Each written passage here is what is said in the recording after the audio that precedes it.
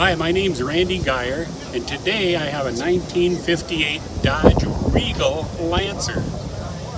It's an unusual car in that it was a springtime edition, and Dodge started building these in February of 1958, so a little bit late in the model year. They made a total of 1,163 of them before the end of the run. They only came in two-door hardtops, no convertibles, and there was no options other than a D500 or a Super D500. This is neither of those. This is the standard offering of a 350 big block with a 4-barrel. That makes it 295 horse. It's unusual. Again, like I say, that's a Regal Lancer, not Royal Lancer. Some people mistake it for Royal Lancer. So this was their very top of the line, and they introduced it to try to boost sales in the springtime because Dodge was having trouble competing with Chevrolet and their Impala and those types of cars. The interesting thing about this car is not only the front bumper with the teeth and all that kind of thing, and the colors. Now you should mention that the colors of this car were only available in copper and black, as you see here. Well, actually Dodge called it bronze and black, or cream and bronze. That's it. Two colors only. Like I say, hard tops only. All interiors were always the same.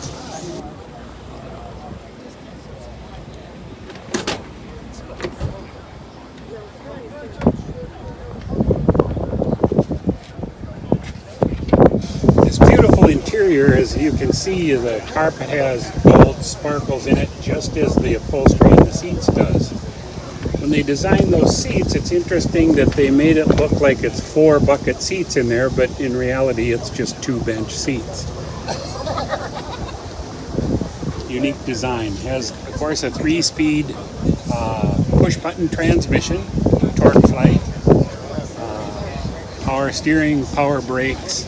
It was a top of the line for Dodge at that particular time.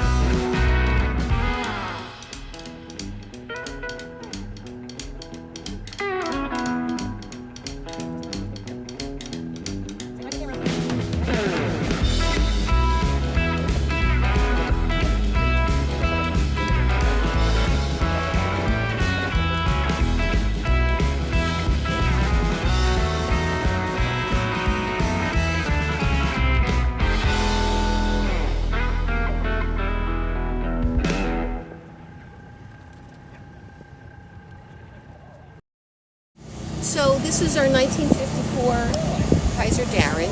It's the only production car that was ever made with pocket doors. The doors slide into the front fenders. It's a two-seater convertible.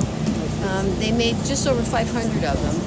And my husband and I looked for this one, or looked for a Kaiser Darren, for about 10 years or so. And he finally found this one just by accident, looking for a penny saver catalog. He saw this one in Detroit, drove out to go and get it. It turned out that the original owner had bought it brand new. He had it for about 20 years and then decided he was going to take it apart and restore it. He and his older son were going to do it. And then he passed away. The older son passed away another year or so after that. And then the younger son waited another 20 years with it in boxes and finally decided to sell it. So when my husband went out to get it in Detroit, he brought it home, the chassis and all, but there were a lot of the parts were all in boxes and stuff. We've had it for about 4 years now. It took us about 3 years to restore it. Last year was the first year we started showing the car.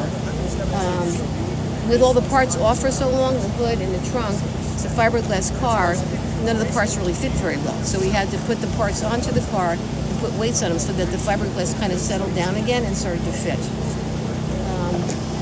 The color is original color. Interior and top, everything it matches is all the same. It's called Pine Tint Green. And we lucked out in terms of the cloth for the top and for the interior.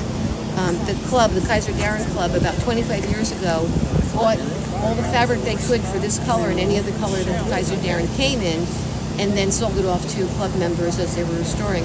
And we got the very last bolts of the green. So I guess there'll be no more greens after us.